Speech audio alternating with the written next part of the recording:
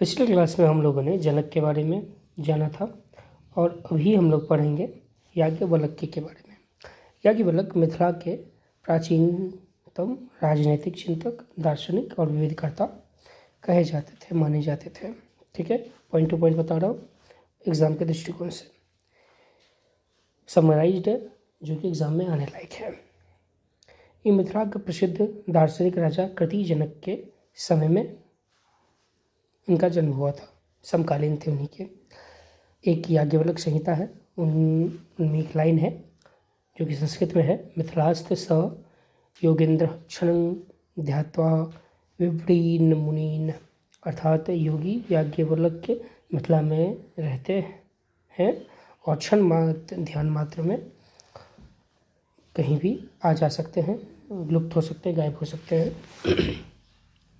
अगला पॉइंट है, इनके पिता का नाम जो है वो देवरात था। ठीक है, और इन्हीं के पिता को वाजस्नी कहा जाता था, जिस कारण से इनका नाम वाजस्नेय भी पड़ा। ठीक है, ये 3-4 पॉइंट यहाँ पे आपको मिल गए एक साथ ही। और इनके पिता को अन्नदान करने का बहुत ही शौक था। इनका पिता बहुत ही ज़्यादा अन्नदान किया करते थे।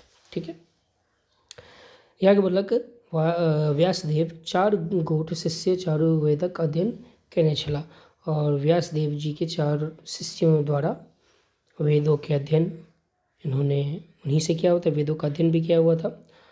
इन्होंने अपने मामा वैशंपायन से यजुर्वेद की शिक्षा प्राप्त की थी, और उस समय के प्रसिद्ध विद्वान आरुणि से इन्होंने वेदांत दर्शन की शिक्षा ली थी। हिरण्य नाम के एक ऋषि से इन्होंने योग शास्त्र की शिक्षा ली थी। यही तरह से याज्ञवल्क्य वेद, वेदांत, दर्शन और योग विद्या में पारंगत विद्वान चला। तो उनके पास वेद, वेदांत, दर्शन और योग विद्या की शिक्षा थी, जिसे इन्होंने विभिन्न विभिन्न व्यक्तियों से हासिल किया था। याज्ञवल्क्य जखन अपन माम वैशंपायन शिक्षा ग्रहण कऽ रहल छलाह, तखन अपन गुरु सेवा में पूर्ण तत्पर रहित छलाह। ये जब अपनी शिक्षा अपने मामा जी से शिक्षा ग्रहण कर रहे थे, तो ये एकदम बहुत ही तत्पर भाव से रहते थे, जो कहा जाता था वो किया करते थे, हमेशा गुरु भक्ति में रहते थे। एक दिन गुरु पत्नी मामी, जो उनकी मामी भी हुआ करती थी, गुरु पत्नी, उनका तुलसी अनुवाक हेतु कहलथिन। उनको बोला गया कि आप एक तुलसी का पत्ता लेके आइए। तुलसी के वृक्ष को ढूंढते ढूंढते वो बहुत घने जंगल में चले गए। ठीक है, और एक नरभक्षी बाघ था वहाँ पे, जो कि इनको सामने से उन्होंने देखा इसे, लेकिन उनको उस चीज़ से ज़रा सा भी भय नहीं हुआ, और उन्हें अपने मन को बिना विचलित किए हुए तुलसी का पत्ता लिया वहाँ पे, और वो लौट आए। बाघ ही खुद ब खुद उनको देख करके अपना रास्ता चेंज करके दूसरी जगह चला गया। अपार गुरु भक्तिक अछैत एक दिन हुनक गुरु कोनो बात पर क्रुद्ध भऽ उठलथिन आ हुनक अपन देल विद्या पूरा घुरा देबाक आज्ञा देलखिन। एक बार क्या हुआ कि कोई कारणवश इनके मामा जो थे, जो कि इनके गुरु थे, जिससे इनको यजुर्वेद की शिक्षा प्राप्त कर रहे थे, किया था, वो गुस्सा हो गए इनसे और इनको आज्ञा दिया कि मैंने जो अभी तक तुमको पढ़ाया है वो रिटर्न कर दो, मुझे विद्या घुरा दो, वापस कर दो। याज्ञवल्क्य लगले गुरु को देवक देल विद्या बोकर दिलखिन, यानी कि जैसे ही इनको आज्ञा मिला, ये तुरंत ही उनका विद्या को उल्टी कर दिए, बोकर दिए, और उनका विद्या अर्थात उनका विद्या को तत्क्षण वापस कर दिया। हुनक बोकरातितर सब चाटी लेल स तैत्तिरीय संहिता रूप में वर्तमान अछि। तो तितीर सब जो भी थी, उनके बोकरा हुआ विद्या को आके चाटने लगी, जिससे तैत्तिरीय संहिता नाम का एक बुक बना, जो कि अभी भी वर्तमान में है। याज्ञवल्क्य अपन योग बल से सूर्य का आवाहन कैलिन, सूर्य हुनका यजुर्वेदक शिक्षा देलथिन। उसके बाद क्या हुआ कि उनका यजुर्वेद का शिक्षा तो वापस चला गया। तब उन्होंने क्या किया कि अपने पावर से, अपने योग विद्या से भगवान सूर्य का आह्वान किया और उनको बोला कि आग्रह किया कि आप हमको यजुर्वेद का ज्ञान दीजिए। तो सूर्यदेव ने इनको यजुर्वेद की शिक्षा दी। जो यजुर्वेदक की नवीन शाखा शुक्ल यजुर्वेद व वाजस्नेयी संहिता रूप में वर्तमान अच्छे, जो कि बाद में शुक्ल यजुर्वेद और वाजस्नेयी संहिता के नाम से प्रसिद्ध है। याज्ञवल्क्य कात्यायनी या मैत्री नामक दो गोट पत्नी छलथिन, यानी कि याज्ञवल्क्य के दो पत्नियां थी, एक थी कात्यायनी, एक का नाम था मैत्री। ई दो गोट पत्नी छलथिन। ई एक गोट सदगृहस्थ और सुदुपाध्यायक जीवन बिताबैत रहल। हिनक आश्रम में निरंतर वेद ध्वनि आ स्वाहा शब्द गुंजयमान रहैत छला। इनके जो भी जहाँ पे ये रहते थे उनके आसपास में हमेशा स्वाहा की ध्वनि, जो मंत्रोच्चारण के साथ लिया जाता है, हमेशा गूंजता रहता था और वेदों की ध्वनि भी आपस में आती जाती रहती थी। अध्ययन और अध्यापन निरंतर हिनकाश्रम शोभायमान रहैत छल। विद्याध्ययन समाप्त क प्रस्थान कनिहार स्नातक लोकन हिनक आश्रम से निरंतर जुड़ल छला, और जो यहाँ से इनके पास से शिक्षा लेके जाते थे वो भी इनके साथ हमेशा जुड़े हुए रहते थे। कात्यायनी एक आदर्श गृहिणी थी, जो कि पति परायणता, धार्मिकता और विलक्षण बुद्धि हेतु बहुत ही प्रसिद्ध थी।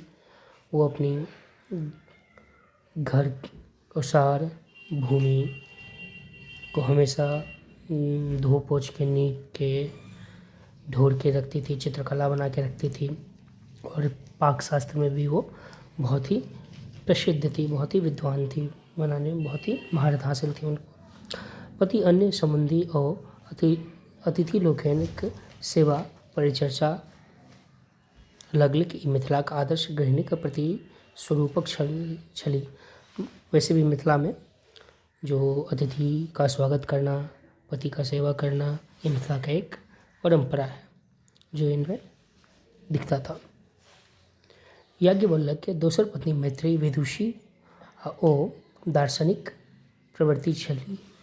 इनकी जो दूसरी पत्नी थी मैत्री, वो एक बहुत ही बड़ी विदुषी थी। विद्वान का विपरीत होता है विदुषी, तो बहुत ही बड़ी विद्वान थी। वो संसारिक दायित्व से मुक्त रही निरंतर ब्रह्मज्ञान प्राप्त करबाक हेतु प्रयत्न करैत रहैत छलथिन।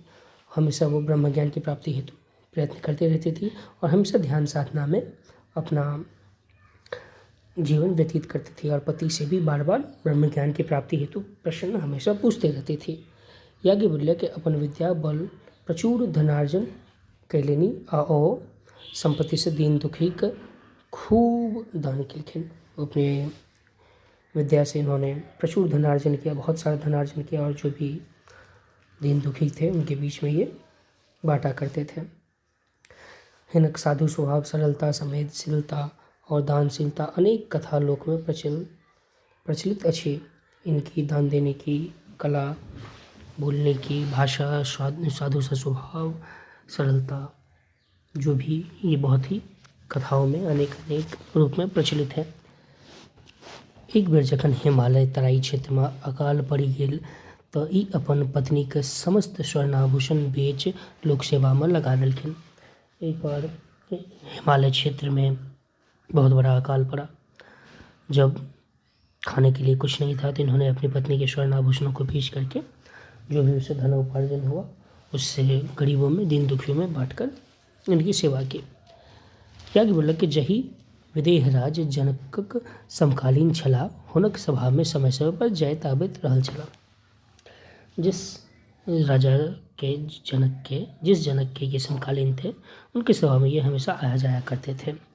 जनक राज स्वयं ब्रह्मज्ञान जिज्ञासु रहते, और वो जो राजा जनक थे वो भी ब्रह्मज्ञान के जिज्ञासु हुआ करते थे। याज्ञवल्क्य भेंट भेला पर ओ लोकनि ब्रह्म, आत्मा, जगत, मृत्यु, पुनर्जन्म, मुक्ति आदि विविध विषय पर परस्पर वार्तालाप कैल रहथिन।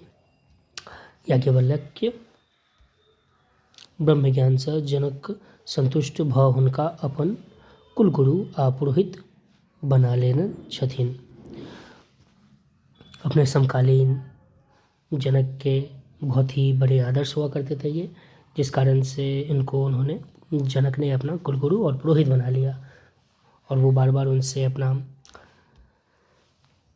ब्रह्म के बारे में, आत्मा के बारे में, जगत के बारे में, मृत्यु के बारे में, पुनर्जन्म के बारे में, मुक्ति के बारे में विविध विविध प्रकार के बहुत ही विभिन्न विभिन्न प्रकार के प्रश्नों को ये पूछा करते थे, और उसके जवाब से वो खुद संतुष्ट हो जाया करते थे। उसके बाद उन्होंने ये डिसीजन लिया, निर्णय लिया, और याज्ञवल्क्य को अपना गुरु बना लिया और पुरोहित बना लिया, कुल पुरोहित।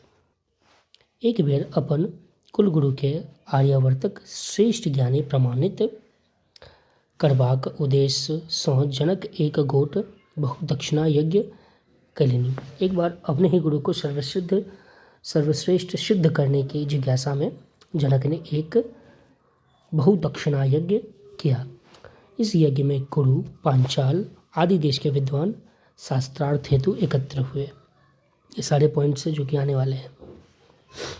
जो विद्वान सर्वश्रेष्ठ घोषित हुई तो हुनक जनक स्वर्ण मंडित सींग वाला 1000 गाय को दान में देते। जो इस एग्ज़ाम में पास होता, जो इस शास्त्रार्थ में पास होते, उनको 1000 स्वर्ण मंडित यानी स्वर्ण से उसके सींग को, गाय के सींग को लपेटा हो, वो उनको मिलता 1000। शास्त्रार्थ प्रारंभ होयबा सँ पहिने याज्ञवल्क्य अपन शिष्य लोकनिक सबटा गाय के हाँकी कऽ अपन आश्रम लऽ जयबाक आदेश देलखिन। याज्ञवल्क्य आए और उन्होंने प्राइस को देखा और बोला कि अपने शिष्यों को बोला कि चलो ये जो 1000 गाय है अपने आश्रम में लेके चलो। शिष्य लोकनि गाय सबके लेकर चल देलखिन। मुदा देश देश आयल ब्रह्मवेदा विद्वान मंडली का हुनक ई काज असंगत बुझाई गेलखिन। जो भी उनके आए हुए देश से लोग थे, उनको उनका ये व्यवहार थोड़ा सा आश्चर्यजनक लगा, अच्छा नहीं लगा। विद्वान मंडलियों को उनका ये काज अच्छा नहीं लगा। शास्त्रार्थ शुरू हुआ। इस शास्त्रार्थ में जरत कवि, अतिभाग, उस्तस्त चक्रायन, कहिल कौशिकत्यय, गार्गी, वाजकन्वी, उदादलक, आरुणि, विदगध, साकल्य, अनेक ब्रह्मवेता ऋषि और गार्गी सदृश विदुषी याज्ञवल्क्य प्रश्न पर वर्षा करैत रहल। याज्ञवल्क्य अपन उत्तर से सबके संतुष्ट कर सर्वश्रेष्ठ ब्रह्मवेता घोषित भेला। उन्होंने सभी अपने बारी बारी से वन बाय वन क्वेश्चन पे क्वेश्चन उनको देते थे, और ये अपने आंसर से सभी ऋषियों को, सभी मुनियों को, सभी विद्वानों को संतुष्ट कर देते थे। उसके बाद फलस्वरूप ये सबको संतुष्ट कर सर्वश्रेष्ठ ब्रह्म वेदता घोषित हुए। ये कथा बृहदारण्य को उपनिषद में है अभी भी। यही उपनिषद जनक और याज्ञवल्क्य के बीच अनेक बेर दार्शनिक वार्तालाप हेबाक दृष्टांत सेहो भेटैत अछि। ई दुनू राजऋषि और महर्षि जखन परस्पर वार्तालाप पर बैसैत छलाह तखन याज्ञवल्क्य जनकके राजाक सम्मान दैत छलथिन आ जनक याज्ञवल्क्य महर्षिक। शुक्ल यजुर्वेद आ शतपथ ब्राह्मण याज्ञवल्क्य कालजयी कृति अछि। ये शुक्ल यजुर्वेद और शतपथ ब्राह्मण याज्ञवल्क्य के समय के ही कृति है, लिखा गया है। संकलित doctor Indrakant Jha. Thank you for watching. Stay tuned with us for more.